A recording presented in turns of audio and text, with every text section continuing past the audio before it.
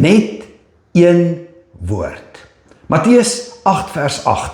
En die hoofman oor 100 antwoord en sê, ek is nie werd dat u onder my dak inkom nie, maar spreek net 'n woord en my knegg sal gesond word.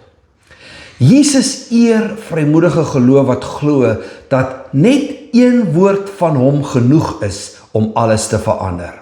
So, toe die Romeinse hoofman oor 100 Jesus nader, was hy nie op soek na 'n besoek nie. Hy was op soek na 'n woord. Hy het die krag van gesproke gesag verstaan.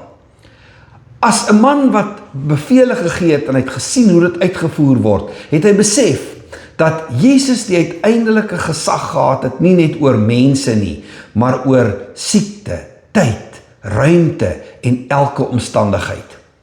En wat was Jesus se reaksie op hierdie soort geloof? Verwondering.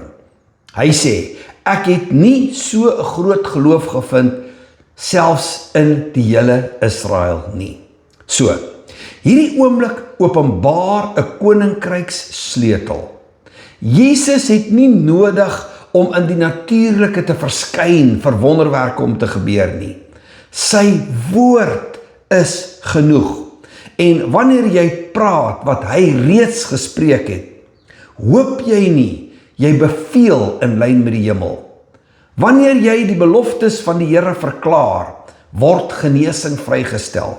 Wanneer jy sy waarheid praat, word vrede gevestig. Wanneer jy jou mond oopmaak met vrymoedige geloof, begin die onmoontlike buig. Nie as gevolg van jou krag nie, maar as gevolg van sy woord. Jy hoef nie waardig te voel nie. Jy het nie 'n profeet nodig om hande op jou te lê nie. Jy het nie 'n perfekte atmosfeer nodig nie. Jy hoef net die woord te praat. Kom ons bid. Vader, ek dank u vir die gesag van u woord. Ek bring my mond in lyn met wat u reeds gesê het. Ek hoef nie waardig te voel nie. Ek moet net u beloftes sê.